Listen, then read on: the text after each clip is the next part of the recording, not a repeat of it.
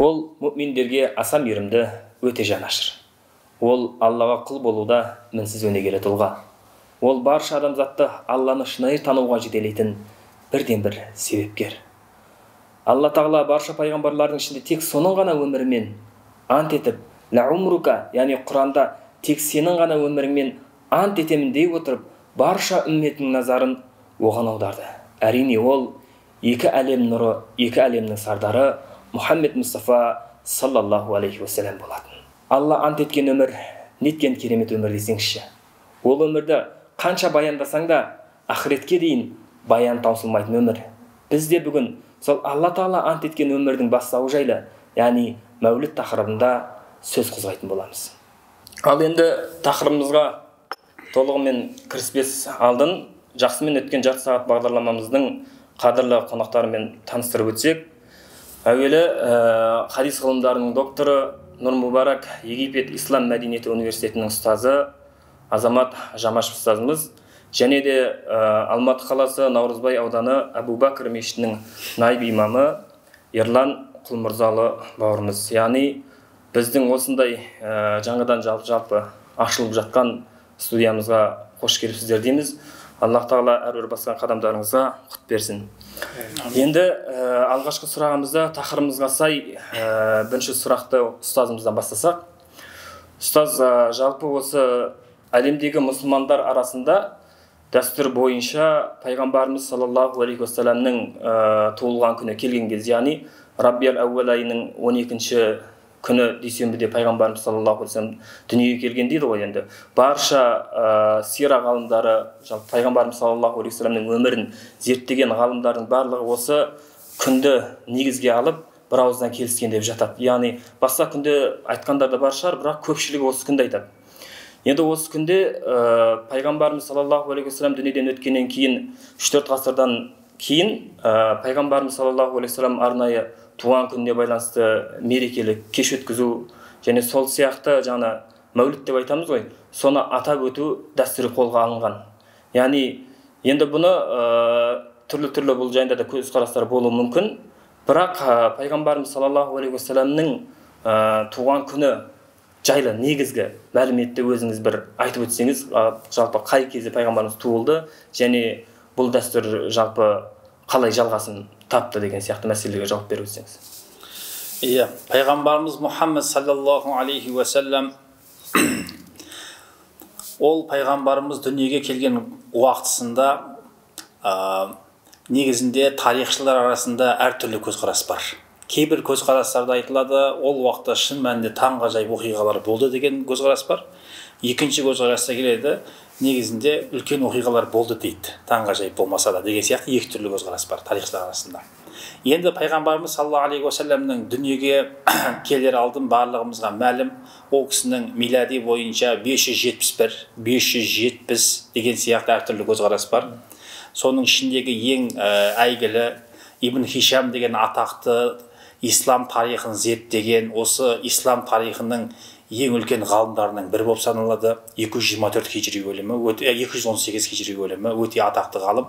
Сол кісінің Ас-Сира деген кітабында келтіреді.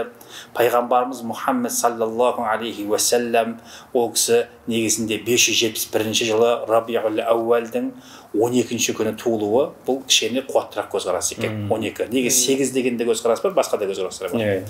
12 ең жақсы екен. Сондай-ақ пайғамбарымыз саллаллаху алейхи уассалам таңға жуық туылғандығы келеді екен риуаяттарда бізде. Таңға жуық уақыттарда келген екен пайғамбарымыз саллаллаху алейхи уассалам. Сондай-ақ пайғамбарымыз саллаллаху алейхи уассалам Амина анамыздың құрсағында жатқан уақытта негізінде бәрімізге мәлім, бір әйел кісі толғақ ұстаған кезде ол кісі ол толғаққа шыдай алмайды. Қатты қиналады. Бірақ пайғамбарымыз саллаллаху алейхи уассалам Амина анамыздың қарында, құрсағында жатқан уақытта Амина анамыз ешқандай қиналмаған дейді. Соншалықты пайғамбарымыз саллаллаху алейхи уассалам адамдарға мейірімділікті әкелумен бірге Амина анамыздың құрсағында жатқан кезде де анасына ешқандай зиян тигізбеген. Келмей жатып зиян тигізбеген ешқандай. Соншалықты пайғамбарымыз саллаллаху алейхи уассалам.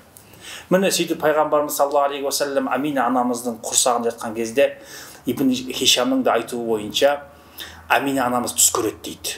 Түсінде Әмина анамызға үлкен бір илхам келген екен. Илхам деген білеміз, ол көрместен келген бір хабар.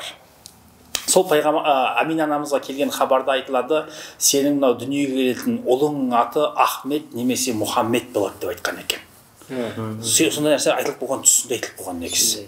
Сөйтіп Әмина анамыз сол пайғамбарымыз Мұхаммед саллаллаху алейхи уассаламды дүниеге алып келген кезде қатты қуана отырып, Абдул-Мутталиб деген атасы бар, өте атақты сол Меккелік уақыттағы, сол дәуірде.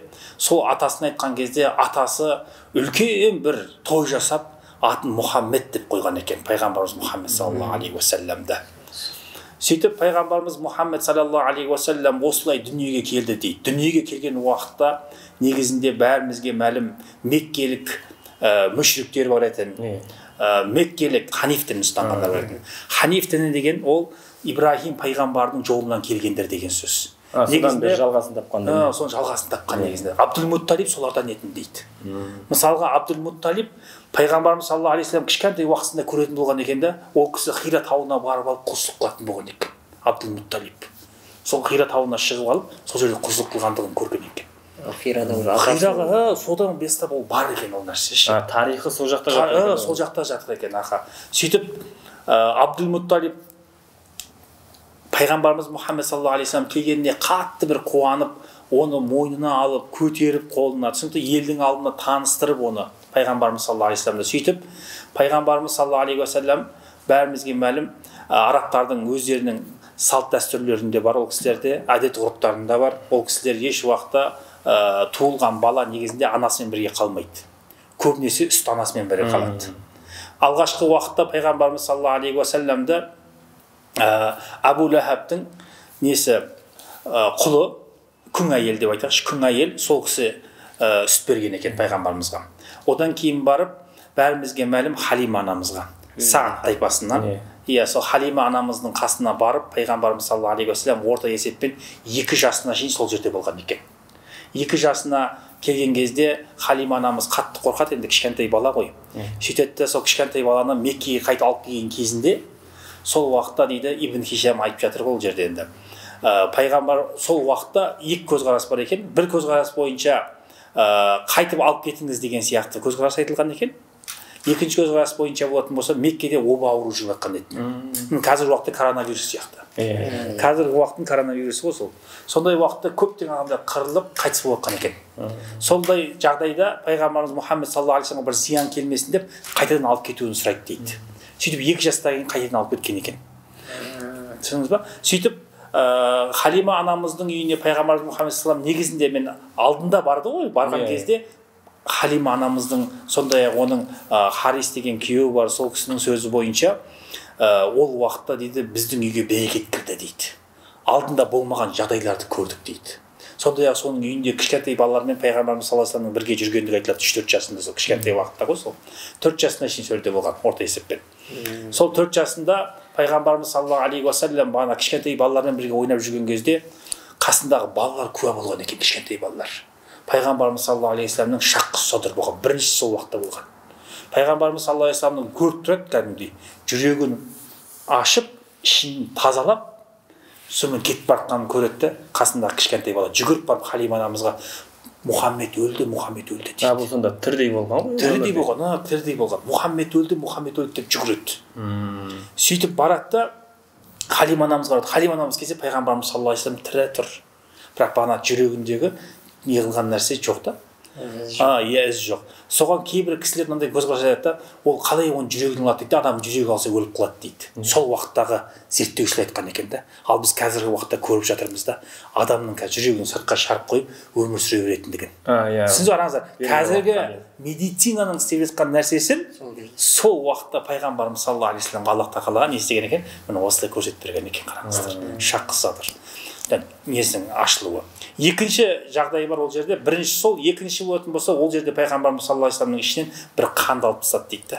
Сол қан сол нәпсі етін дейді. Пайғамбарымыздың нәпсісін Аллах тағала не қылған екен? Отырғызып қойған екен. Түсінді ме? Нәпсісін. Сонда содан бастап пайғамбарымызда жаңағы жай адамдарда бар сияқты нәпсі жоқ болды ма сонда? Пайғамбарымыз саллаллаху алейхи вассаламның нәпсісі бар, бірақ ол бағындырылды. Бағындырылған нәпсі. Тазалағаннан кейін бағындырылған нәпсі болды пайғамбарымызда. Түсінікті? Сол үшін пайғамбарлар еш уақытта нәпсісін еріп бір нәрсе істеп кете алмайды.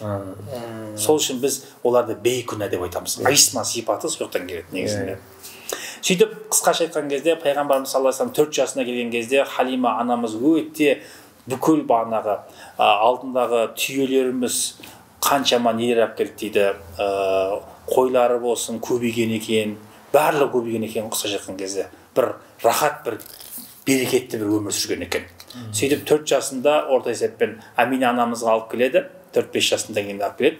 Сөйтіп Амина анамыздың қасында сол кезде орта есеппен қарап отырсаңыздар, пайғамбарымыз саллаллаху алейхи вассалам өзінің анасының қасында 1-1,5 жыл болған. Түсінікті? Сөйтіп 6 жасына жақындаған кезде Амина анамыз Мадина қаласына шығып кетеді. Пайғамбарымыз саллаллаху алейхи вассалам әкесін зиярат ету, әрі сол жақта өзінің туысқандары білетін Амина анамыз.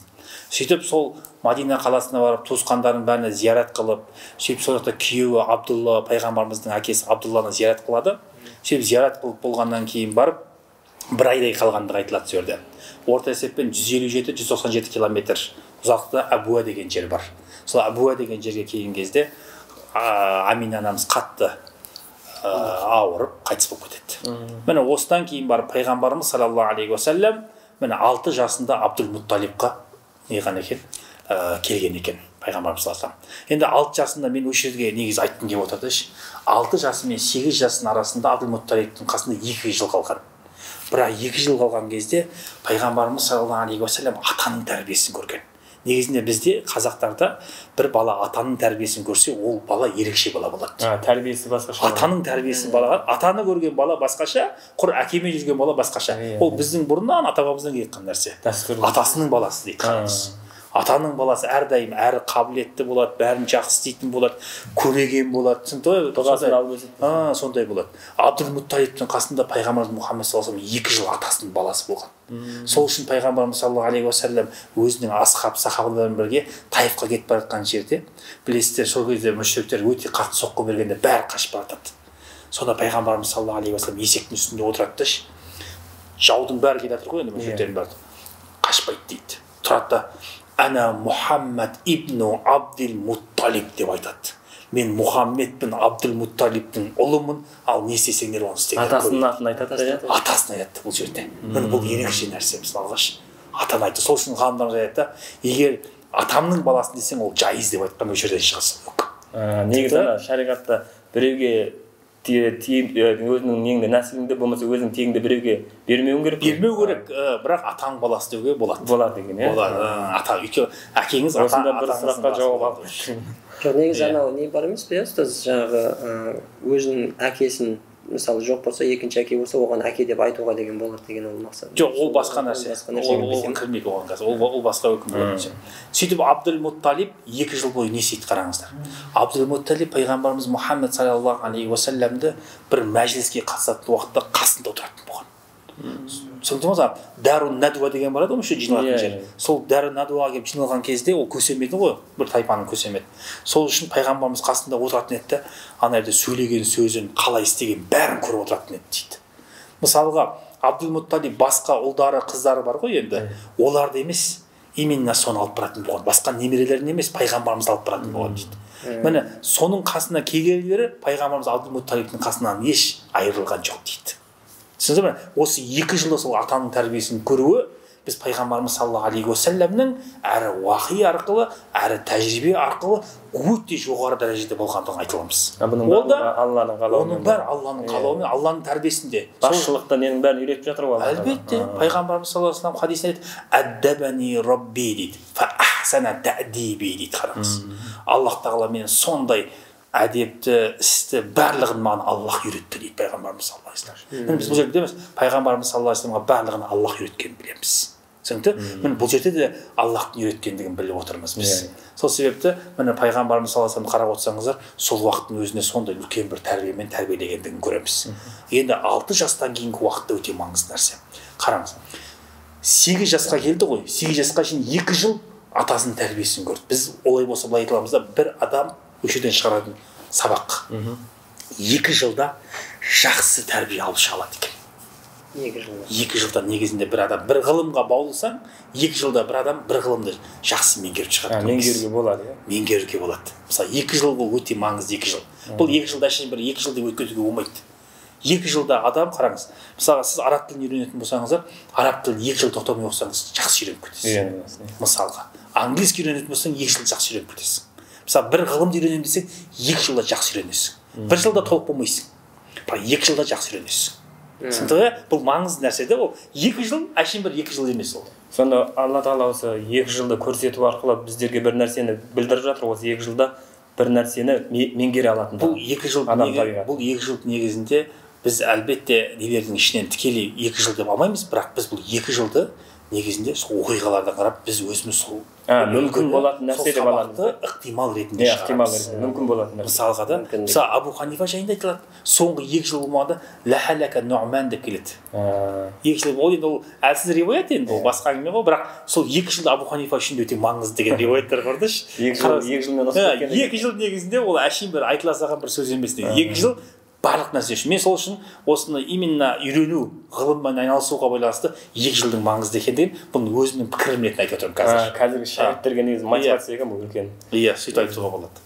Енді менің тағы айтқым келіп отқан жерде 8 жасына келгенде пайғамбарымыз саллаллаху алейхи уассалам, білесіздер, Абдул-Мутталиб қайтыс болатын уақытында өзінің Абдулла деген ұлы пайғамбарымыздың әкесімен бір ана бір әке бауыры болған Абу Талибке тапсырып кетеді.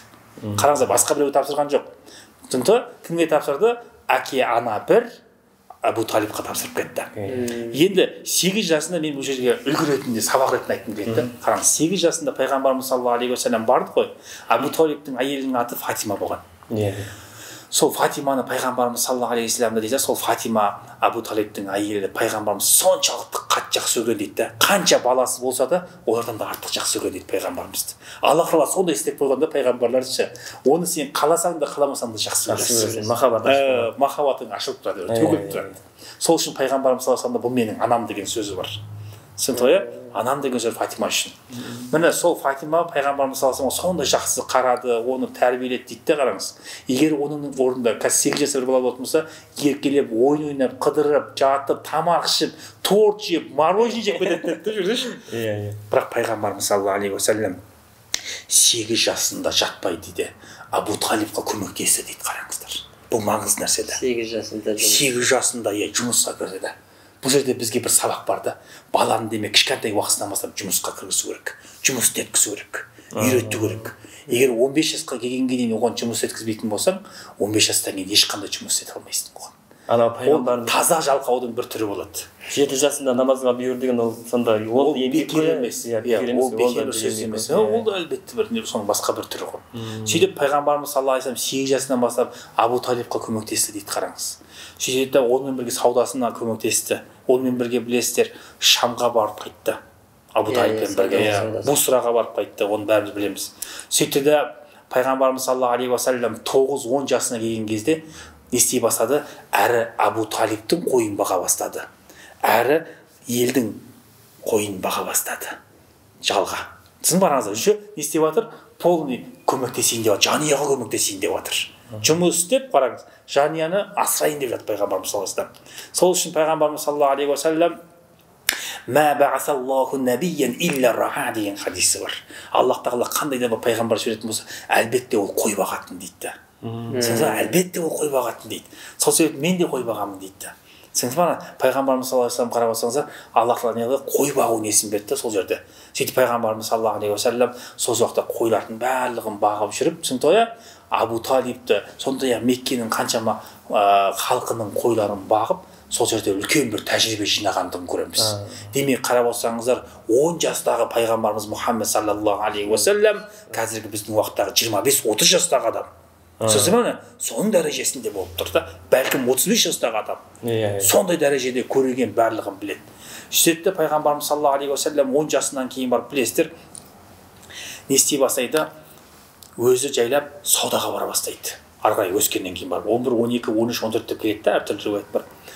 Саудаға барып Абу Талибтің нелердің барлығын, Абу Талиб кішкене қартайғаннан кейін барып, оның бүкіл дүние мүлкін Меккеде кейбір кісілермен ортақ сауда істеді дейді. Бірігіп па? Бірігіп. Иә, бұл маңызды нәрсе. Басқалармен бірігіп сауда істей бастады дейді. Оны көргендердің барлығы қызыға бастады.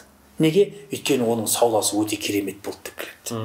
Түсінікті? Сөйтіп ары қарай бәріміз білетіндей оқиға кете береді иншалла. Бірақ менің осы жерге дейін негізгі бір баланың тәрбиесінде болсын, немесе біздің пайғамбарымыз саллаллаху алейхи вассалам өмірінде болсын, бұл жер өте маңызды жер болып саналады.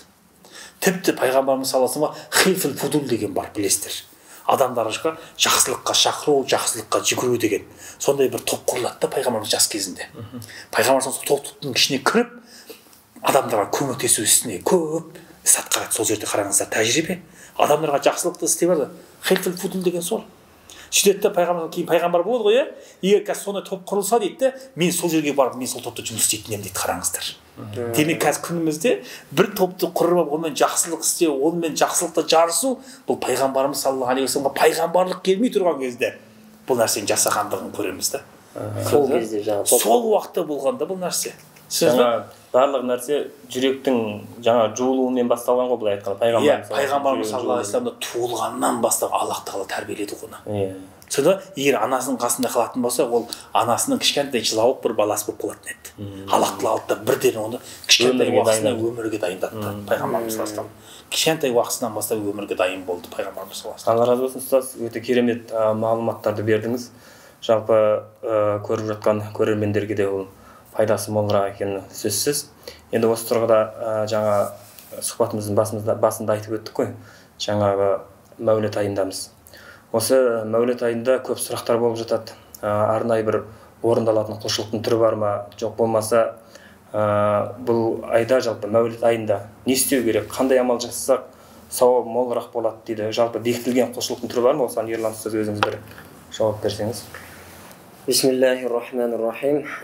Яғни қазір біз пайғамбарымыз саллаллаху алейхи вассаламның туылған айы дейміз, мәулет айындамыз.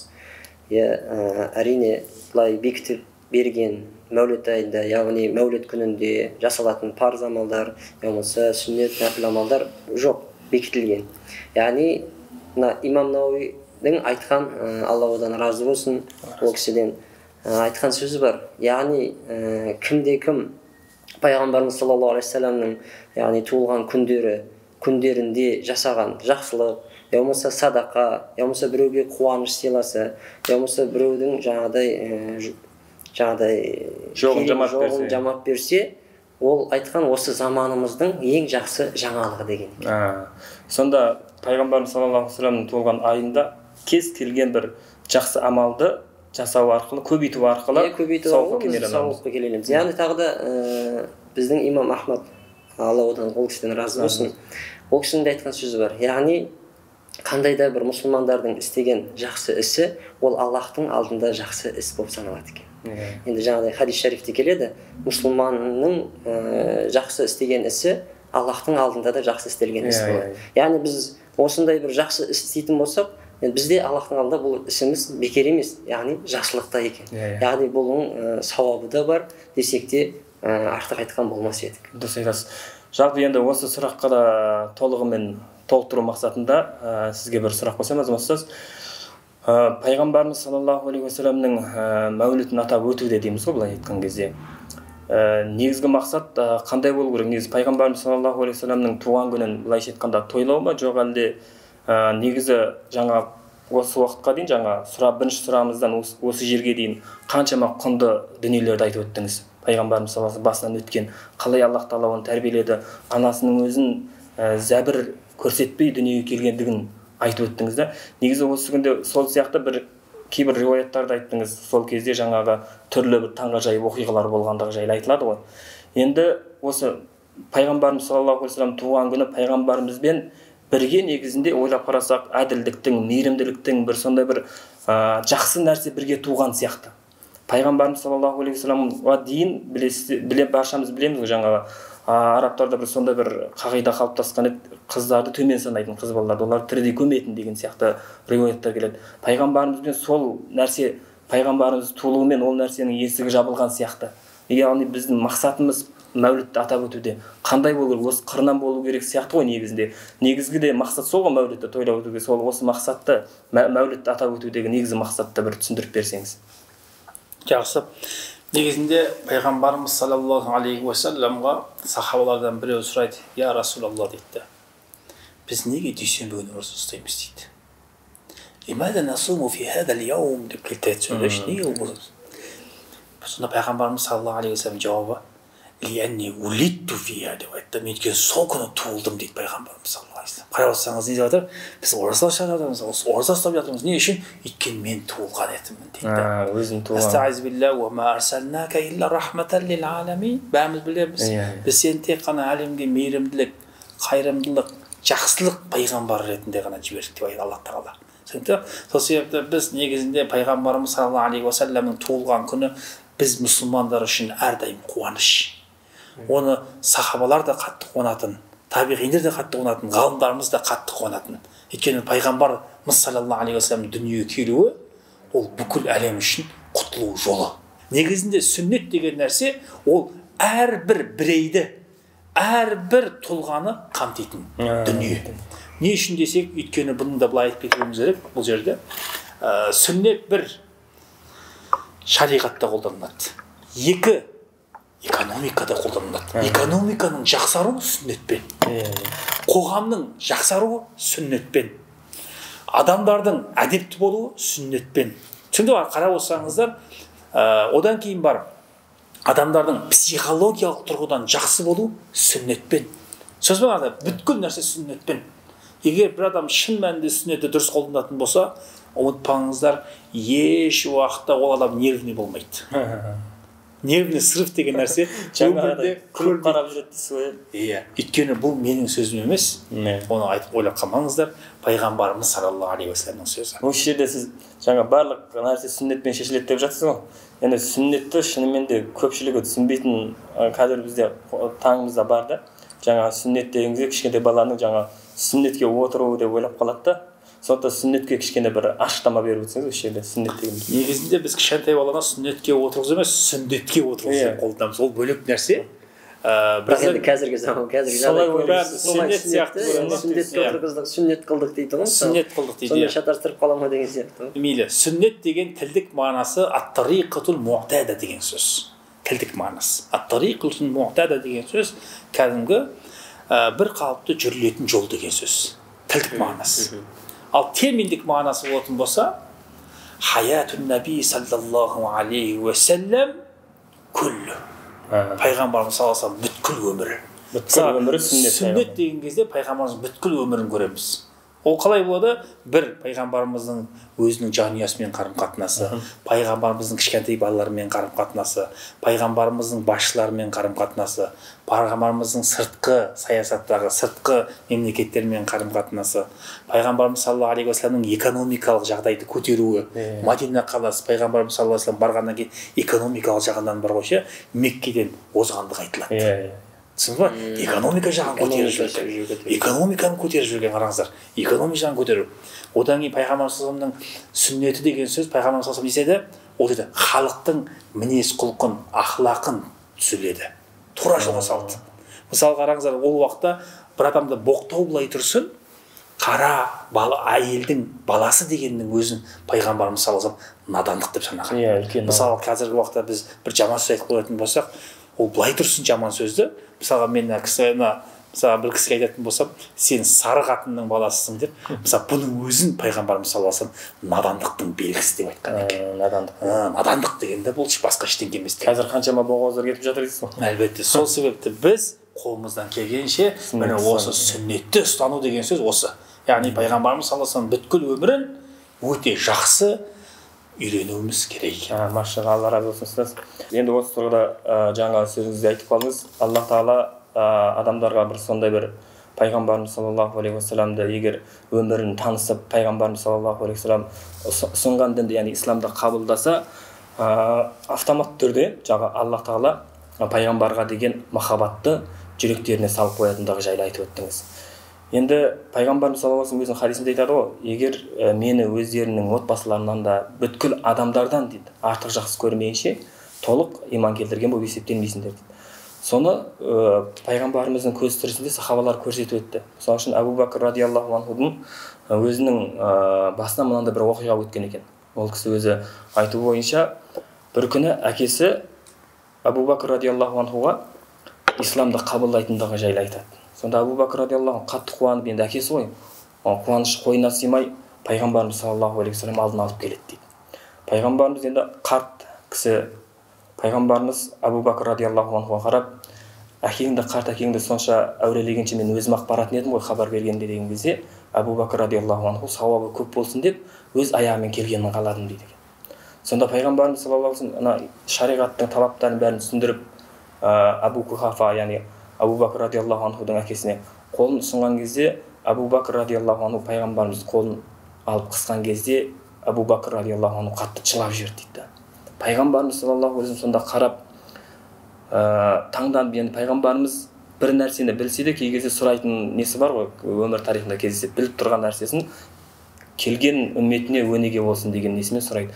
Сонда Абу Бакр, қуанбайсың ба? Бұл қуанышты жағдай ғой. Әкең исламды қабылдап жатыр. Не үшін жылап жатсың? Бұл сені жылатқан не нәрсе деген кезде, Абу Бакр радиаллаху анху, мына менің әкемнің орнында менің әкем емес, сенің, жаңағы сіз айтып кеттіңіз ғой, Абу Талиб, сенің атаң болғанда ғой. Мен қатты қуанып тұрмын, расында жүрегім елжіреп тұр. Осында бір сезімді сен өмірде көрмей өттің, сол сезімді сен көргеніңде ғой деп пайғамбарымызға деген бір сондай бір өзінің әкесінен де бір қатты жақсы көретіндігін баяндаған екен да. Енді осы пайғамбарымызға деген осында бір махаббатты біз қалай шығара аламыз бізден? Не істесек, болмаса бір арнайы бір жаттығулар бар ма, жоқ, болмаса бір арнайы бір құлшылықтың түрлері бар ма пайғамбарымызға деген махаббатты ашуымыз үшін? Жақсы. Енді пайғамбарымыз саллаллаху алейхи уассаламды жақсы көру деген сөз, ол Алланы жақсы көру деген сөз. Бірінші соны түсінуіміз керек. Түсінікті? Мысалға біз Алланы қалай жақсы көретініміз дейтін болсақ, Алланы жақсы көру үшін пайғамбарды жақсы көруіміз керек. Енді керісінше түсінетін болсақ. Демек біз бірінші пайғамбарымызды жақсы көруді үйренуіміз керек та, сонда Алланы жақсы көруді үйренеміз. Түсінесіз ба? Ал енді Алланы жақсы көруге сол жолға алып баратын нәрсе пайғамбарымыз саллаллаху алейхи уассалам. Енді біз пайғамбарымыз саллаллаху алейхи уассаламды қалай қатты жақсы көреміз, бұл қалай болады деген кезде, бұны әлбетте біз пайғамбарымыз саллаллаху алейхи уассаламның өзінен аламыз. Білеміз барақтарымыз, пайғамбарымыз саллаллаху алейхи уассалам ең қатты жақсы көретін нәрсесі Аллахтың бұйрықтары мен тыйымдарын толықтай орындау. Түсініп қараңыздар. Мысалы біз күнімізде пайғамбарымызды жақсы көреміз, мысалы біреуді алдап жүріп мен пайғамбарды жақсы көремін деуге болмайды ғой. Қараңыз, егер біреуді алдап жүріп мен пайғамбарды жақсы көремін десең, сен ренжіме, өтірік айтасың деу керек. Өйткені пайғамбарымыз саллаллаху алейхи вассаламды шынайы жақсы көрген адам ешбір адамды алдай алмайды. Ешбір адамға зәбір көрсете алмайды. Сондай-ақ жаман жолға бара алмайды. Ақлақсыз нәрселер жасай алмайды. Түсініп қараңыздар. Енді демек біз пайғамбарымызды жақсы көру деген кезде қалай түсінетінін білсек, ол пайғамбарымыз саллаллаху алейхи вассалам насихатын керек. Не дейді? «Уайза амартукум бишайин фафалу ма стататум» дейді. Мен сізге бір нәрсені бұйыратын болсам, шамаларың жеткенше жасаңдар дейді. «Уайза нахайтукум ан шайин фаштанибуху» дейді. Ал енді қандай да бір нәрсені тыятын болсам, толықтай тыйылыңдар дейді пайғамбарымыз саллаллаху алейхи вассалам. Шамаларың жеткенше тыйылыңдар демейді. Шамаларың жеткенше тыйылыңдар демейді, толықтай тыйылыңдар дейді. Өйткені жаман нәрсенің барлығы жаман. Жаманнан біз мұсылмандар әрдайым ұзақта болады екенбіз. Міне сол уақытта бірінші пайғамбарға деген махаббат бірінші сол жерден туады. Сол жерден туады. Енді сол жерден шыққан тұқымды біз ары қарай не істеуіміз керек? Өрбітуіміз керек. Ал енді өрбіту үшін енді оған пайғамбарымыз саллаллаху алейхи уассаламның мынандай насихаттарын тыңдаймыз. Ол насихаттарын Али әл-Қари рахимахулла, Аллах разы болсын, Али әл-Қари деген атақты бізде өте үлкен ғалым бар. Сол кісі Мирқатул Мафатих деген кітабы бар. Міне осы кітабында келтіреді Аллахты, ақиретті жақсы көру үшін, қоғамға әрдайым жақсылық жасап жүру үшін. Қараңыз, қоғамға жақсылық жасап жүру үшін. Негізінен бір адам қоғамға қай уақытта жақсылық жасайды білесіздер ме? Бір адам қоғамға ақиретті жақсы көрген кезде жақсылық жасайды. Ақиретті жақсы көру. Ақирет, өйткені ақиретке барудың жолы қоғамға жақсылық жасау. Түсінікті ғой? Енді Али әл-Қаридің бағанағы несін мынау 5 нәрсе бар дейді, осы 5 нәрсені айтқан адамның жүрегінде бағанағы махаббат оянады дейді. Пайғамбарымызға деген махаббат пайғамбар оянады.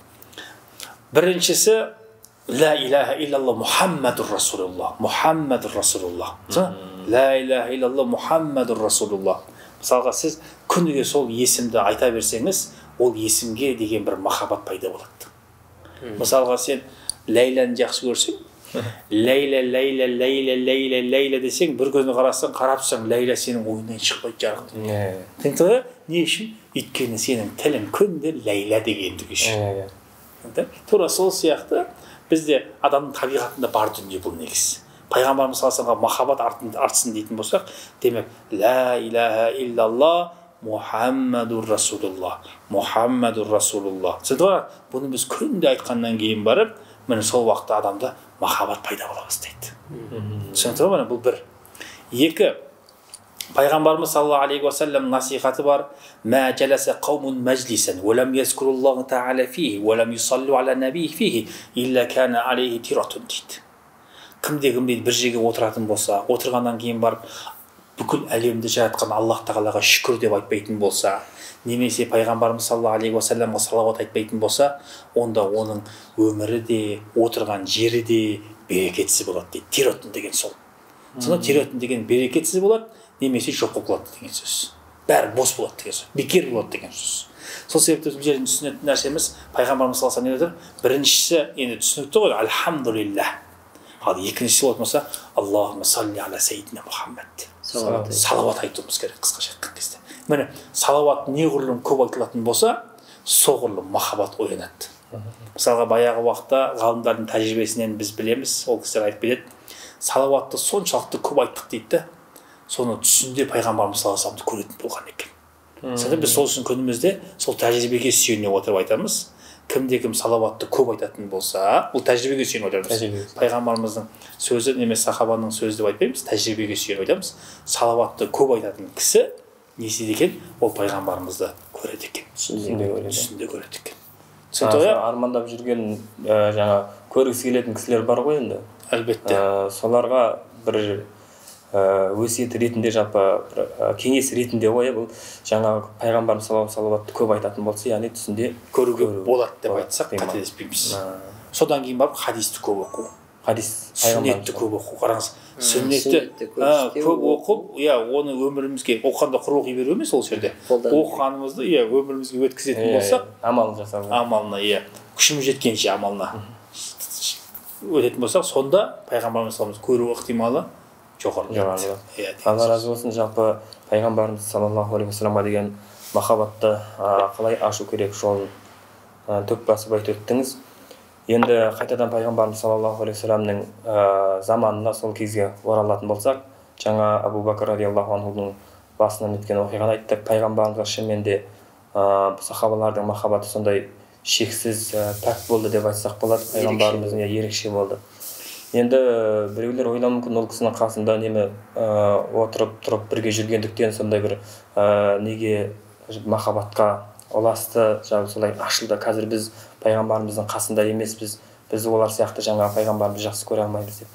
Ал енді сол кезде пайғамбарымыз саллаллаху алейхи вассаламның бірге жүрмеген, жалпы пайғамбарымыздың сұхбаттарында болмаған, болса да аз болған кішкентай сәбилер болды ғой, енді кішкентай балалар жүрді. Кейін оларды пайғамбарымыз жайлы түрлі бір нелер айтты, жаңағы пайғамбарымыздан естіген хадистерін айтты, оқиғаларды айтты. Бір сондай бір болған ба пайғамбарымыздың өмірінде сондай бір кішкентай балалардың пайғамбарымызға деген бір махаббатын білдіргендіктерін сондай бір тарихта кездеседі ме? Әлбетте, пайғамбарымыз саллаллаху алейхи вассалам кезінде жас сахабалар өте көп болды десек те болады. Яғни бір оқиға бар ғой, яғни бір отырыста, енді пайғамбарымыз саллаллаху алейхи вассалам қандай да бір отырыс болса, пайғамбарымыз саллаллаху алейхи вассаламға ең бірінші ұсынатын болған, яғни су болсын, құрма болсын. Сол кезде ол бірінші дәмін тартып өзі ішкеннен кейін әдет бойынша, яғни қазір оң жақтан сүннет дейді ғой, оң жағындағы отырған кісіге ұсынатын. Сол кезде қасында оң жағында жас бала отырып қалды. Яғни жас сахаба десек те болады. Сөйтті де сол жағында үлкен сахабалар отырды. Сонда жаңағы балаға қарап, өзі суын дәмін татты да, сөйтіп жаңағы баладан рұқсат сұрады. Яғни, балақай, мен осы суды, яғни сенен рұқсат сұрап тұрмын, рұқсат берсең, мен сол жақтағы үлкен кісілерден бастасам деп еді. Пайғамбарымыз саллаллаху алейхи вассалам жаңағы өзінің ішкен жеген тамақ теберік ретінде қалғандарға береді. Оң жақтан бастап ұсынатын болған, яғни әрқайсысы бір-бірден ішіп тұратын. Сол кезде жаңағы баланың жауабы таңдай қақтырарлық қой. Мысалы айтты, жоқ деді. маған пайғамбарымыз саллаллаху алейхи вассаламнан нәсіп болған дүниені мен ешкімге бермеймін деді. Мен қалай беремін басқаға деді. Оң жақтан мен ие болып тұрмын деп. Мысалы ол кезде қарап отырсаңыз сол пайғамбар саллаллаху алейхи деген сондай бір махаббаты, яғни сондай ғашықтығы, қолына бірдеңке тәбәрік болса да, яғни қасында отырып болса да, сол ішкен судан ол да сол ішкісі келіп тұрғандығы. Екінші рет келеді ма келмей ма ондай жағдай? Ондай жағдай бола ма болмай ма соны келтіреді. Содан кейін яғни тағы да бір сахаба бар, Мусхаб ибн Умайр. Яғни ол өте бай болған. Оның анасы өте бай болған. Ол сондайлықты ең соңғы, яғни біздің қазір тілімізбен айтқанда бренд дейді ғой, ең соңғы киімдер киетін болған. Ең соңғы үлгідегі, ең қымбаттарынан киетін болған. Оның анасы сондай баласын қатты жақсы көрген. Мусхаб ибн Умайрды Алла одан разы болсын, қатты жақсы көретін болған. Соншалықты сол бала түнде ұйықтап жатқанда дейді, анасы жеміс-жидекті, құрманы, тәттілерді түнде қасына апарып қояды екен. Егер оянып кетсе, соны жеп дәм татады, яғни қарны ашып қала ма деген. Ол сахабада уайым болмаған ғой. Яғни айтса нәзік өмір дейді ғой. Сондай өмірде өмір сүрген. Сөйтіп пайғамбарымыз саллаллаху алейхи вассаламның сол кезде, яғни дінді насихаттап жүрген кезде, сондай бір қауыммен сол сахаба қасына барып қалады сол отырысқа. Сол кезде бір аятты естіп, яғни сосы дінге шақырып жатқан, ислам дінінің хақ дін екенін айтып жатқанын естіп, соны түсініп, сол кезде ақырын пайғамбар саллаллаху алейхи вассалам қайталап айтқызады. Ашхаду ан ла илаха иллаллах ва ашхаду анна Мухаммадан абдуху ва расулух. Яғни иман келтіреді. Алла Тағала сол кезде оның жүрегіне салады. Жаңағы сахаба сол кезде иман келтіріп, сонда пайғамбар саллаллаху алейхи вассалам ақырын дауыспен не дейді? Сен ешкімге айтпа дейді. Яғни ол кезде жасырын жүріп жатқан кезде, сол кезде жасырын жүріп жатқан, содан кейін күндердің күнінде яғни анасы біліп қояды. Анасы естиді ғой, енді сөз тұрмайды ғой әрдайым. Сол кезде анасы біліп қойып, жаңағы сахабаға айтады, сен бұл дініңнен қайтпасаң, мен саған қатты ренжимін, өкпелеймін дейді. Сонда жаңағы баланың айтқан сөзі, жоқ, мен қайта алмаймын, бұл соңғы, яғни сөзім, соңғы шешімім, мен шештім, мен өзімнің немді таптым дейді, жолымды. Сонда анасы сахабаны қамап тастайды үйіне. Яғни домашний арест деп жатады ғой қазіргі уақытта. Сол сияқты үйіне қамап тастайды. Біраз уақыт өткеннен кейін анасы тағы да келіп сұрайды, сенің соңғы шешімің не дейді? Яғни сен егер осы діннен қайтпасаң, мен саған мына бүкіл дүниені бердім, осы дүниенің бәрін алып алам дейді. Яғни саған. Ол кезде сол сахабаға дүние керек емес еді.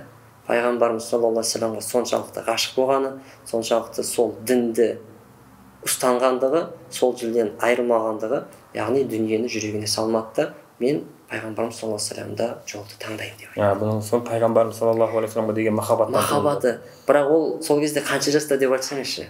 Ол сахаба сол кезде 10 жаста болатын дейді. Қараңыз, соншалықты дүниені тәрк етті 10 жастағы бала.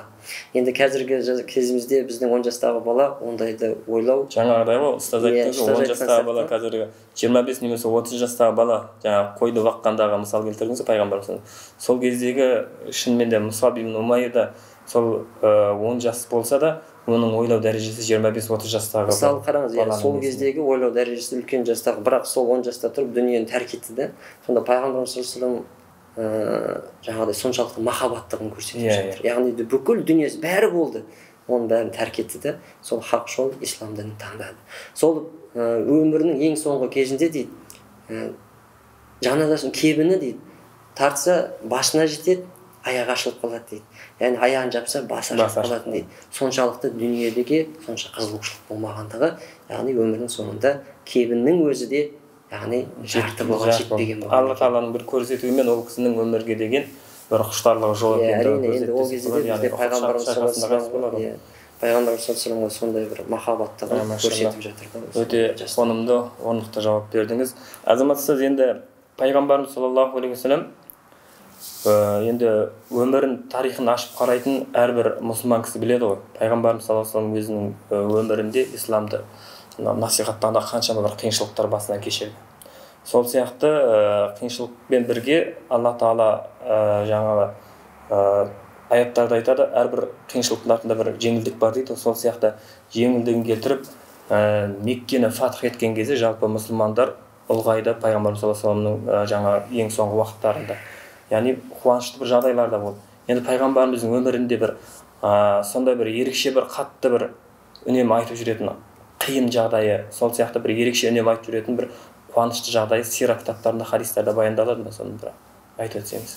Енді пайғамбар Мұхаммед саллаллаху алейхи уассаламның өмірінде әлбетте қиыншылық та болды, сондай-ақ қуаныш та болды. Оны Аллах тағала Құран кәрімде салады: «Инна мa'ал усри юсра». Бұл бір сүннатуллах негізі, бұл бір қағида. Соны десек болады, қағида бұл. Кез келген адамның осы өмірде, өміріне де қарасаңыз болады, оны көрсеңіз болады. Түсінді? Бір қиыншылықтан кейін бір жеңілдік келіп тұрады. Бір жеңілдік, бір қиыншылық, бір жеңілдік, бір қиыншылық.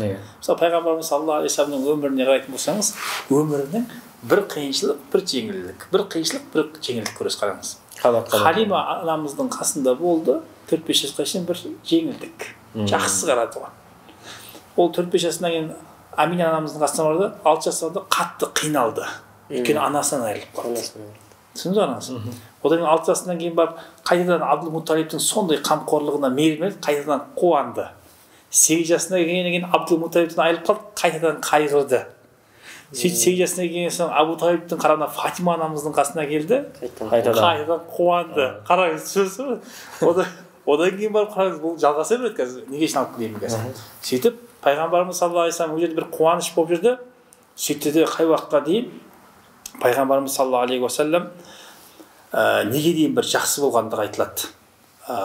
Орта есеппен сол 25 жасында бәрімізге мәлім, Хадиша анамызбен үйленеді ғой, пайғамбарымыз саллаллаху алейхи вассалам. Оған шейін енді арасында бір нелер болған, бірақ үлкен бір не жоқ. Үлкен мынандай қатты бір қиын жағдай болды деп айтылмайды. Соған шейін бір орташа бір жақсы өмірмен сүрді деп айтсақ болады. Жақсы өмірмен сүрді. Содан кейін Хадиша анамызбен бірге үйленген кезде, білесіздер, пайғамбарымыз 25 жасында болған, ал Хадиша анамыз болатын болса, кейбір риуаятта 40 жас десе, Абдулла ибн Аббас сияқты сахабадан келген риуаяттарда 28 жас деп келген. 28. Негізінде Хадиша анамыздың жас болғандығы айтылады. Не үшін десеңіздер, өйткені одан кейінгі сонша баланы дүниеге алып келуі, ол сол жасқа келгенде дұрыс деген сияқты кейбір тарихшылар соны айтады, сол жерде. Түсіндіңіз ба? Сол үшін осы риуаяттың дұрысырақ екендігін кейбір тарихшылар айтады. Ибн Аббастан келген риуаят 28 жас, пайғамбарымыз сол дейді ол кезде. Деген сияқты көзқарас та бар. Екі көзқарас та бар. Енді пайғамбарымыз өмірде бір жақсы өмір сүрді. Қараңыз. Енді әне қарасаңыз, қой бақты, қиналды, қайтадан бір жеңілдік болды. Хилфул фудлға қатысты. Одан кейін бір тағы да бір кішкентай бір жорық болғандығы айтылады. Енді оған мен кіріп жатқан жоқпын. Ол жерде бір қиыншылық болды. Одан кейін барып қайтадан бір сауда-саттықпен айналысты. Одан кейін жаназа үйленді, бір тағы бір қуаныш болды. Сол қуаныш бір болғаннан кейін барып не істеді? Одан кейін барып уахи келді, қиналды қайтадан. Уахидің өзі қиыншылығы. Иә, уахи келмей тұрып, бірақ мына жерде бір нәрсе айтуымыз керек. Пайғамбарымыздың 25 жасы мен 40 жас арасында бұны Файрузабари деген сияқты үлкен ғалымдар айтады. Ол кісілер ше. Негізінде пайғамбарымыз саллаллаху алейхи уассалам осы 15 жылдың ішінде рухани бір дайындалу болды дейді ол кісіге. Негізінде осы 15 жылға байланысты біздің кітаптарымызда көп мәлімет таба алмаймыз. Қай кітаптардың бәрін ақтарып шықсаңыздар болады. Көп мәлімет 25 пен 40-тың арасында көп жоқ. Тек қана 35 жасында осындай болды деген сияқты үзіліп қалған хабарлар бар болды. Ал бұлар хабарлар кітаптарда көп өтпейді, жоқ. Енді осы уақытта Файрузабадидің әкелген несін көрдім мен бұл жерде. Ол кісі айтады, пайғамбарымыз саллаллаху алейхи вассалам 15 жыл бойы бір рухани дайындалу басталды дейді оған. Қараңдар, қиналу. Сөйтіп қайтадан бір қуаныш келді. Қай уақытта 35 жасында естеріңізде болса, мынау Кағбаның Хаджар-ас-Суадты пайғамбарымызға қою нәсіп болады. Бұл да бір қуаныш. Хаджар-ас-Суадты қою. Одан кейін барып қайтадан ана рухани қиналу. 39 жастарынан асқаннан кейін барып білесіздер, сол уақытқа дейін қиналады қатты. Сосын 6 ай бойы 40 жасқа келмей тұрып 6 ай бойы түс көре бастайды. Ол да бір қиыншылық. Түсінде көреді, қайтадан болады. Бір ауыр бір жағдайда ол жаңсақ бір дүние пайғамбарымызға. Жынды болып қалды ма деген сияқты. Содан кейін барып 40 жасына келген кезде пайғамбарымыз саллаллаху алейхи вассалам сол бәрімізге мәлім Хира үңгірінде не қылды ғой ана. Уақи түскен кезде бірінші кезде қатты қиналды, бірақ кейін уахидың шынайылығын білген кезде қуаныш пайда болды. Қараңыз, бір қиналды, бір қуаныш пайда болды. Одан кейін барып ары қарай кете береміз. Енді уахида не болды? 3 жыл үзіліп қалды, андасында кетті, бір қиналды, не болып қалды деп қараңыз. Сен 3 жылдан қайтадан басталды. Түсінді ма? 3 жыл бойы жасырын болып жүрді ғой. 3 жылда бір қиналды уахи келмеген соң. Соң қайтадан бір жақсылық болды. Одан кейін барып Мекке мүшірктерден қатты қиыншылық көрді. Түсінді ме? Одан кейін барып естеңіз не болды? Мекке мүшірктер ешқандай алыс-беріс жасамаймыз, бітпейміз деген сияқты байкот жариялады 3 жыл. Сол кезде қатты бір қиыншылық болды. 3 жыл қатты қиыншылық көрдік. Содан кейін байкоттан құтылу дегенсе бір рахаттық болды. Қайтадан одан кейін барып Хадиша анамыз бен Абу Талиб екеуі қайтыс болды. Біреуінен кейін 2-3 күннен кейін екіншісі қайтыс болған ғой. 2-3 күннен. Арасы 2 шақырым ұзақ. Ең жақсы көреді. Сол екеуінен бірдей айырылып қалды да қатты қиналды пайғамбарымыз саллаллаху алейхи вассалам. Соң Аллах тағала пайғамбарымызға қайдан бір қуаныш берді да қалай Миғраж оқиғасын берді. Қараңыз, бір қиналды, Миғражды берді, қайдан көтеріп қойды пайғамбарымыз. Қиыншылықтың бір қаттылығына байланысты ана нені де қуаныштың бір жоғарғысын берді дейсіз ғой. Иә, соң қайдан бір қуанды. Соң кейін Таифқа барды, қайдан қиналды. Өйткені білесіз, Таифтағылар қабыл етпей, тіпті таспен ұрғандығы бәрімізге мәлім. Қатты қиналды, оны қайдан жеңілдетіп қойған қолда періште келді оған. Қаласаң Таиф жоқ қылып жіберемін деп. Қараңыз, ол кездің өзі пайғамбарымыз не деді? Мен тек қана мейірімділік, жақсылықты олардың иман етулерін қалаймын деді, естеріңізде болса. Бір қайтадан демалу. Одан кейін барып қайтадан ешкім пайғамбарымыз соншалықты адамдарды шақырды дейді да, қажет келген. Ешкім қарамай қойған ғой. Сөйтті сол 620 жылы милади бойынша бірінші рет бағана неден келеді? Хазраж тайпасынан келеді. Кісілер бірінші рет Хазраж тайпасынан келеді да, 620-да. Солармен сөйлеседі, олар қабыл етеді мені. Қайтадан бір қуаныш, бір үміт. Одан кейін 621-де 6 адам келеді. Одан үлкен үміт. Олар сет береді жаңа бәріміз білетін. Одан кейін 622-де одан кейін 75, 72, 73 деген сияқты риуаяттар бар. Сонша адам келеді да, одан кейін пайғамбарымызға толығымен алып кетеміз деп сөз береді. Уже қуаныш. 622-де бір қуанайын деді, бірақ яқтан өлтіреміз деген шешіп шықты мүшриктерден. Қайтадан бір қиналу. Сөйтіп пайғамбарымыз Меккеге дейін барды, қиналып барды, Меккеге барды, қайтадан бір қуаныш. Қарап алсаңыздаршы, бір қуаныш пайда болды. Одан кейін барып қайтадан білесіздер, бірінші не болды? Бәдір шайқасы болды, қиындық. Бірақ нәтижесінде жақсылық болды. Ухуд болды. Қарап отырсаңыздар, өмірінің соңына дейін алып бара берсек болады. Бір қуаныш, бір қиындық, бір қуаныш, бір қиындық.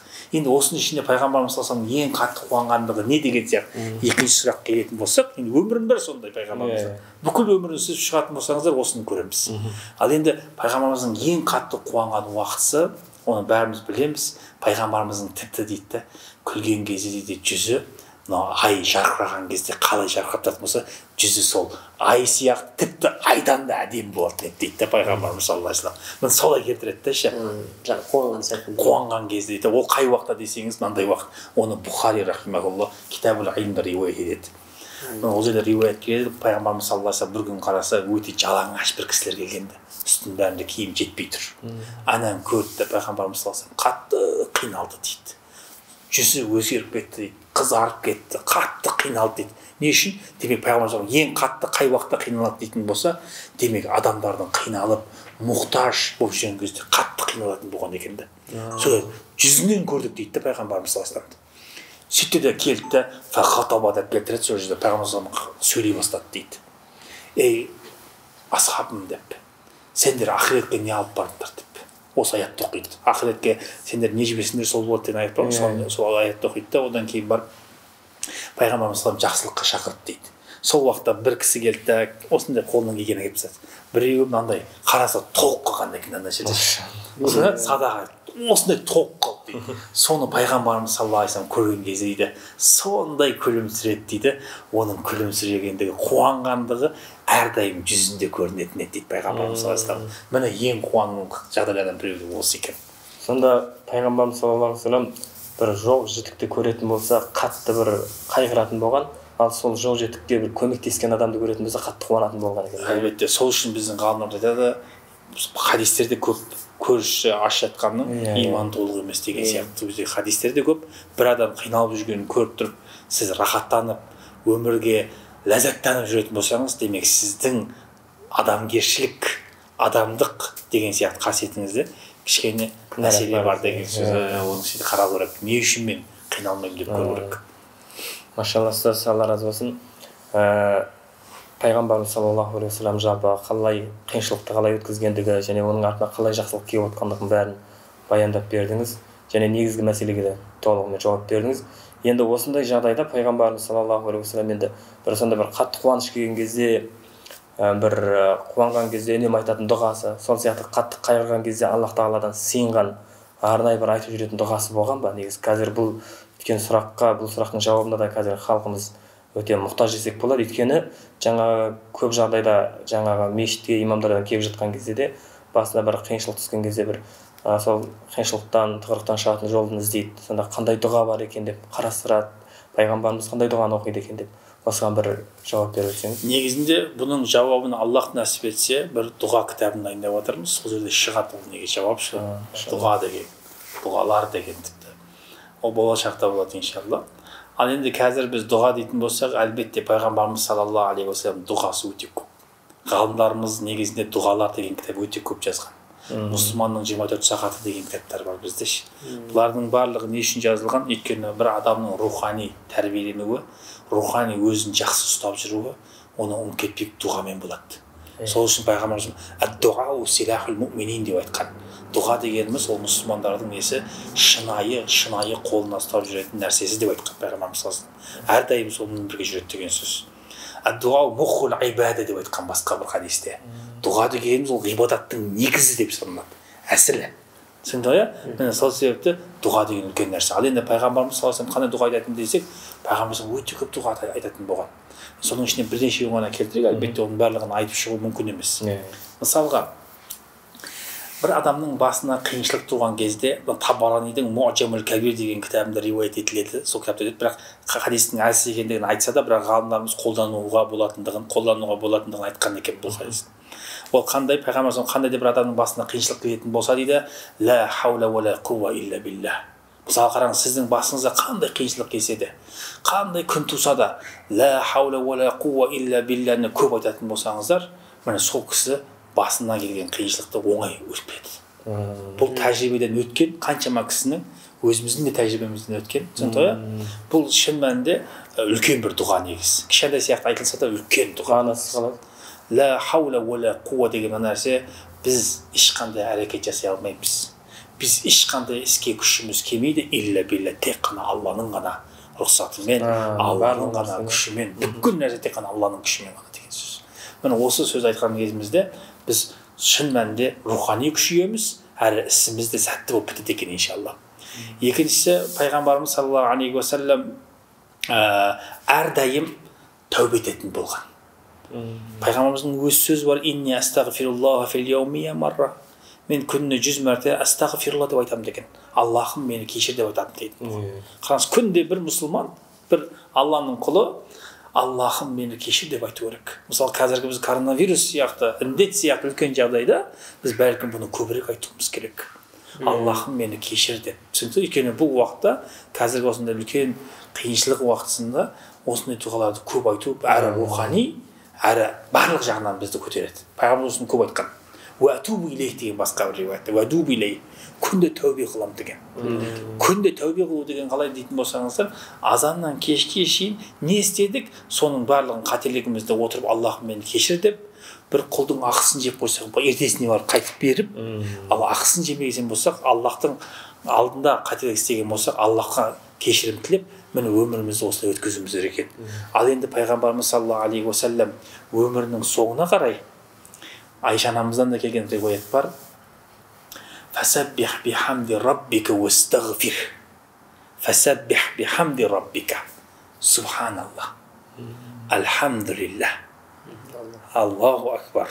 Астағфирулла. Міне осыларды өте көп айтқан екен. Біз сол үшін былай айтамыз, күнделікті өмірінде адам әрдайым айтып жүріп, 100-ден кем болмау керек екенін білеміз. Өйткені пайғамбарымыз 100 деп айтқандығын білеміз. Бірақ қартайған шағында өте көп айту керек екенін білеміз. Өйткені Айша анамыздан келген риуаятта пайғамбарымыз өте көп айтатын еді дейді. Фәәксара деп келеді. Айтуды көбейтті дейді да онша. Яғни 100-ден де одан да көп айта бастады дейді да. Нелерді сол себепті біз демек күнделікті өмірімізде міне осы дұғаларды айтып жүретін болсақ, міне Алланың көмегімен өміріміз жарқын, өмірімізде жақсы болады екен иншалла. Машалла, Алла разы болсын. Міне Алланың қалауымен де жалпы жақсымен өткен жарты сағат деген бағдарлама біз негізі жарты сағат болатын.